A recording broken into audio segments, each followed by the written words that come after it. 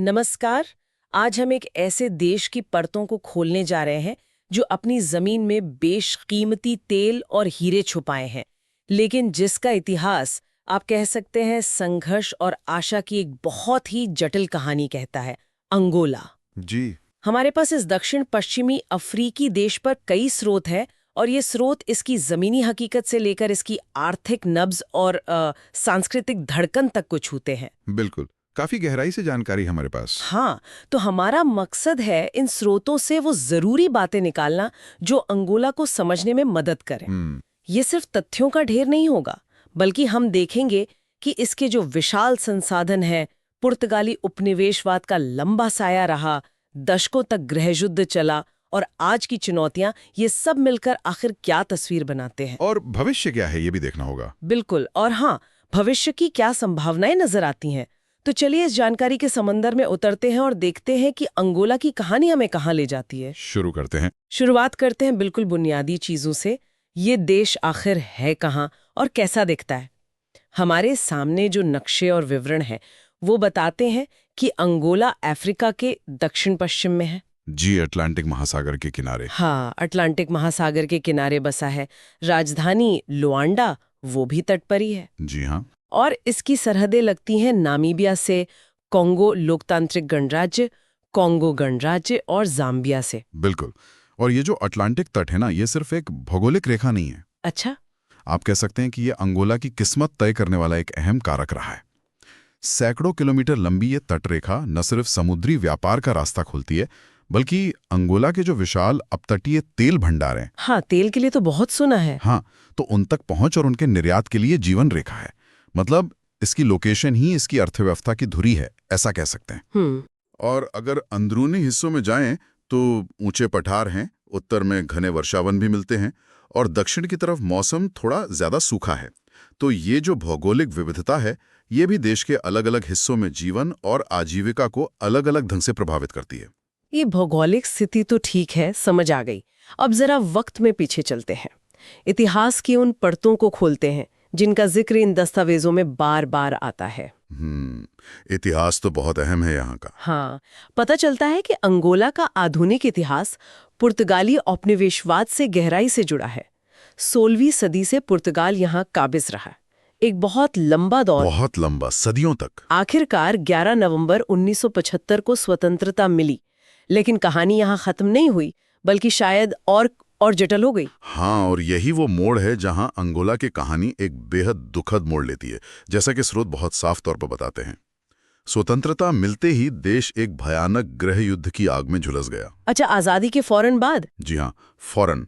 और ये कोई छोटी मोटी झड़प नहीं थी, ये एक पूर्ण विकसित विनाशकारी संघर्ष जो 1975 से शुरू होकर 2002 तक चला, पूरे 27 साल। 27 साल। जरा सोचिए, एक पूरी पीढ़ी ने युद्ध के साये में ही जन्म लिया और जिंदगी गुजारी। इस गृह युद्ध ने देश के सामाजिक ताने बाने को बिल्कुल तार-तार कर दिया। लाखों लोग मारे गए या विस्थापित हुए, बुनियादी ढांचा पूरी तरह तबाह हो गया। बाप रे। तो आज के अंगोला की राजनीतिक, आर्थिक और सामाजिक हकीकत को समझने के लिए इस लंबे और दर्दनाक संघर्ष के जो गहरे जख्म हैं, उन्हें नजरअंदाज नहीं किया जा सकता। 27 साल, ये तो लगभग 3 दशक होते हैं। इसका मतलब है कि जिसे हम आजादी का दौर कहते हैं, उसका ज्यादातर हिस्सा तो अंदरूनी लड़ाई में बीत गया। बिल्कुल। तो असल मायने में शांति और स्थिरता की शुरुआत तो 2002 में युद्ध खत्म होने के बाद ही हुई होगी। जी हाँ, बिल्कुल। 2002 के बाद ही देश ने, आप कह सकते हैं, राहत की सांस ली और फिर वो पुनर्निर्माण का मुश्किल काम शुरू हुआ। तब से लेकर आज तक अंगोला शांति बनाए रखने और युद्ध के जख्मों को भरने की कोशिश कर रहा है, और ये अपने आप में एक बहुत बड़ी चुनौती है। हाँ, वो तो है। क्योंकि इतने लंबे संघर्ष के बाद सिर्फ इमारतें और सड़कें ही नहीं बनानी होती, बल्कि समाज के भीतर जो भरोसा टूट जाता है, जो मेलझोल खत्म हो जाता है, उसे भी फिर से कायम करना होता है। सही बात है। अच्छा, इतने नाटकीय इतिहास के बाद ये सवाल उठता है कि आज अंगोला के लोग कौन हैं? मतलब इस उथल-पुथल ने समाज पर क्या असर डाला होगा? जानकारी बताती है कि आबादी करीब 3.5 करोड़ है। जी, 3.5 करोड़ के आसपास। और यहाँ ओवेम्बुंदू, मबुंदू, कोआनी जैसे कई अलग-अलग जातीय समूह है। ये विविधता, क्या ये संघर्ष का कारण भी बनी थी? देखिए, गृह युद्ध के दौरान जातीय और राजनीतिक पहचानें जरूर टकराईं, जैसा कि अक्सर ऐसे संघर्षों में होता है, इसमें कोई शक नहीं। लेकिन ये भी सच है कि अंगोला की पहचान इसी विविधता में है। आधिकारिक भाषा तो पुर्तगाली है, जो औपनिवेशिक काल की विरासत है और प्रशासन व शिक्षा में इस्तेमाल होती है। अच्छा, पुर्तगाली अभी भी? हाँ, अभी भी। लेकिन असल जान तो उम्बुंडू, किम्बुंडू, किकोंगो जैसी कई स्थानीय भाषाओं में बसती है, जो करोड़ों लोग रोजमर्रा की जिंदगी में बोलते हैं। ओके। और जो बात वाकई प्रभावित करती है, जैसा कि इन दस्तावेजों से पता चलता है कि इतने उथल-पुथल के बावजूद, या शायद उसी की वजह से, सांस्कृतिक जड़ें बहुत गहरी हैं। ये वाकई दिलचस्प बात है कि कैसे मुश्किल हालात में भी संस्कृति अपनी जगह बनाए रखती है। किस तरह की संस्कृति झलक मिलती है इन स्रोतों में? संगीत और नृत्य का जिक्र बार-बार आता है। अच्छा। सिम्बा संगीत है, जिसके बारे में कहा जाता है कि ब्राजील का जो प्रसिद्ध सांबा है, उसकी जड़ें इसी में हैं। अरे वाह। और आज दुनिया भर में जो लोकप्रिय किज़ोम्बा नृत्य और संगीत है, उसका जन्मस्थान भी अंगोला ही है। किज़ोम्बा। हाँ, ये तो आजकल बहुत पॉपुलर है। बिल्कुल। तो ये सिर्फ मनोरंजन नहीं है, बल्कि लोगों के जुड़ाव, उनकी भावनाओं की अभिव्यक्ति और पहचान का जरिया है। फिर पारंपरिक कलाकृतियां हैं, मास्क हैं, रंग बिरंगी पोशाकें हैं, ये सब अंगोलन संस्कृति का अहम हिस्सा है। और धर्म? जहां तक धर्म की बात है, तो पुर्तगाली प्रभाव के कारण ईसाई धर्म यहाँ सबसे प्रमुख है। रोमन कैथोलिक और प्रोटेस्टेंट दोनों शाखाएं मौजूद हैं। अच्छा। लेकिन साथ ही पारंपरिक अफ्रीकी मान्यताएं और रीति रिवाज भी समाज में गहरे रचे बसे हैं, खासकर ग्रामीण इलाकों में। तो ये एक तरह का मिला जुला धार्मिक और सांस्कृतिक परिदृश्य है, जो अंगोला को अनूठा बनाता है। संस्कृति की ये जीवंत तस्वीर तो समझ आई। अब आते हैं शासन व्यवस्था पर। देश चलता कैसे है? दस्तावेज बताते हैं कि अंगोला एक गणराज्य है, राष्ट्रपति प्रणाली है। जी, रिपब्लिक है। लेकिन साथ ही एक इशारा बार बार मिलता है कि यहाँ सत्तावादी झुकाव रहा है। खासकर एक party movement for the liberation of Angola, यानी MPLA, इसका दबदबा आजादी के बाद से ही काफी लंबे समय तक बना रहा है। हाँ, और ये अंगोला की राजनीतिक हकीकत का एक बहुत महत्वपूर्ण पहलू है। MPLA ने ही देश को स्वतंत्रता दिलाई थी और फिर गृहयुद्ध के दौरान भी सत्ता उसी के हाथ में रही। अच्छा। तो इतने लंबे समय तक एक ही पार्टी का शासन रहने के, आप जानते हैं, अपने फायदे और नुकसान होते हैं। हाँ, बिल्कुल। एक तरफ इसने शायद गृहयुद्ध के बाद देश को एक तरह की स्थिरता दी, जो उस वक्त जरूरी भी थी। हाँ। लेकिन दूसरी तरफ, जैसा कि आलोचनाएं सामने आती हैं और कुछ स्रोत भी इशारा करते हैं, इससे लोकतांत्रिक प्रक्रियाएं, राजनीतिक प्रतिस्पर्धा और जो असहमति की आवाजें होती हैं, हाँ, उनके लिए जगह कम हो जाती है। उनके लिए जगह सीमित हो सकती है। बिल्कुल। तो क्या स्थिति अभी भी वैसी ही बनी हुई है या कुछ बदलाव आ रहा है? स्रोत बताते हैं कि हाल के वर्षों में, खासकर 2017 में, जब लंबे समय तक राष्ट्रपति रहे जोसे एडुआर्डो डॉस सांटोस पद से हटे, हाँ, उनका नाम सुना है। उसके बाद से कुछ सुधारों की आहट सुनाई दी है। जो नया नेतृत्व आया है, उसने भ्रष्टाचार के खिलाफ कुछ कदम उठाए और राजनीतिक माहौल को थोड़ा खोलने की कोशिश की है। अच्छा, तो कुछ कोशिशें हो रही हैं। हाँ, कोशिशें हो रही हैं, लेकिन ये बदलाव कितने गहरे और टिकाऊ होंगे, ये देखना अभी बाकी है। ये स्थिति एक तरह से, आप कह सकती हैं, स्थिरता बनाए रखने की जो पुरानी जरूरत है और ज्यादा लोकतांत्रिक भागीदारी व पारदर्शिता की जो नई आकांक्षाएं हैं, उनके बीच एक जटिल संतुलन साधने की कोशिश को दर्शाती है। ये राजनीतिक पहलू तो काफी पेचीदा है। अब आते हैं उस चीज पर जिसके लिए अंगोला का नाम अक्सर सुर्खियों में रहता है, इसकी अर्थव्यवस्था और इसके संसाधन। जी हाँ, अर्थव्यवस्था। हमारे पास जो आंकड़े और विश्लेषण है, वो साफ दिखाते हैं कि जमीन के नीचे जो दौलत छिपी है, वही यहाँ की अर्थव्यवस्था की बुनियाद है।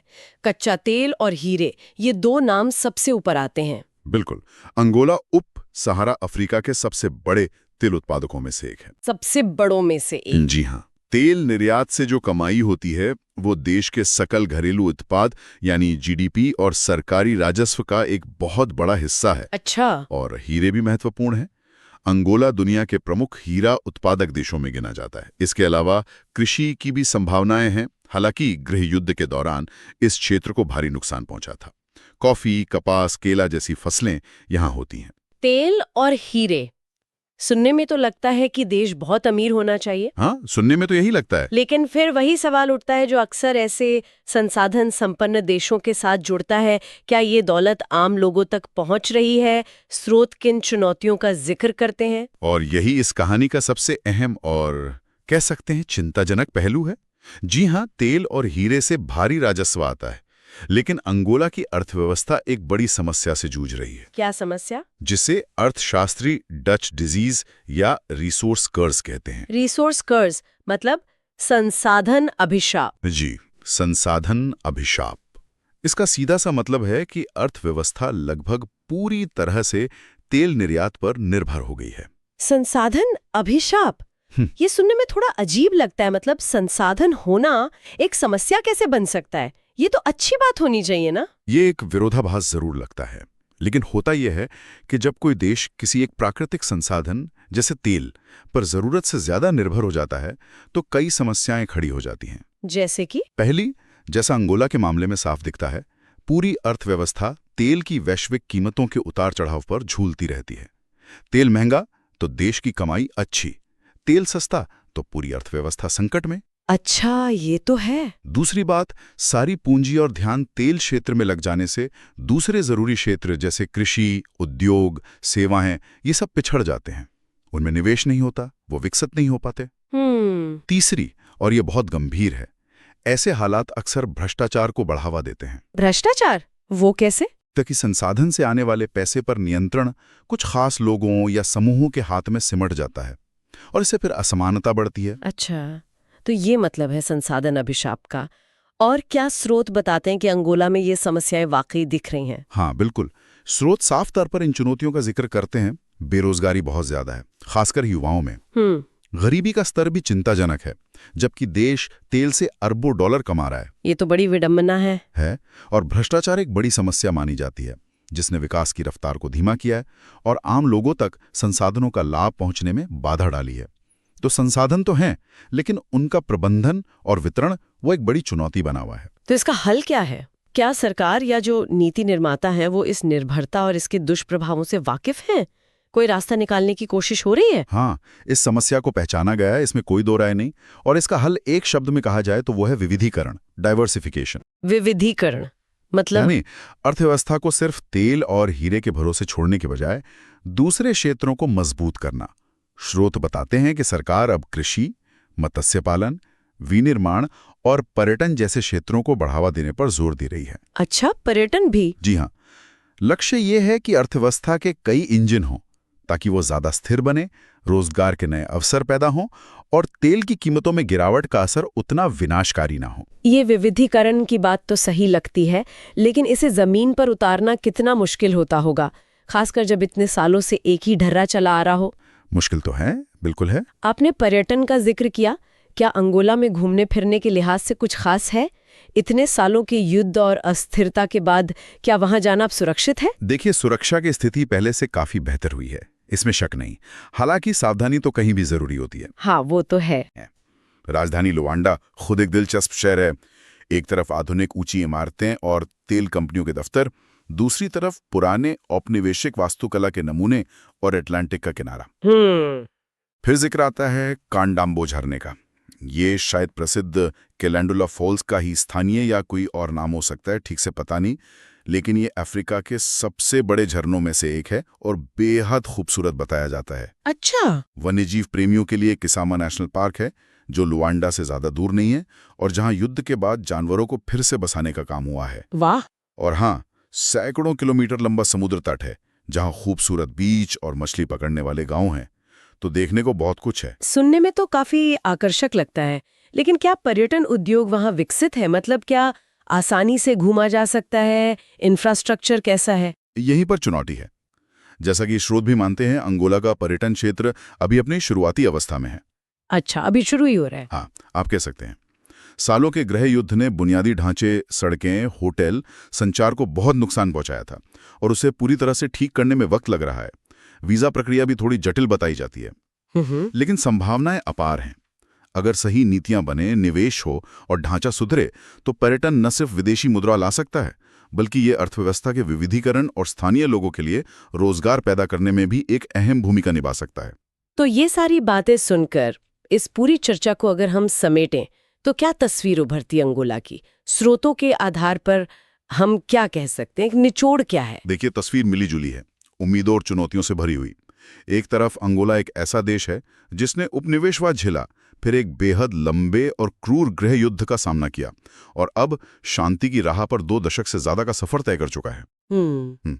इसके पास प्रचुर मात्रा में प्राकृतिक संसाधन है, तेल, हीरे, उपजाऊ जमीन, नदियां, जो इसे आर्थिक रूप से बहुत मजबूत बना सकते हैं। ये तो पॉजिटिव साइड हुई। और दूसरी तरफ वही चुनौतियां हैं जिनका हमने अभी जिक्र किया। तेल पर अत्यधिक निर्भरता अर्थव्यवस्था को अस्थिर बनाती है। वो संसाधन अभिशाप वाली बात। जी हाँ, बिल्कुल। संसाधन अभिशाप के चलते गरीबी, बेरोजगारी और भ्रष्टाचार जैसी गहरी समस्याएं बनी हुई हैं।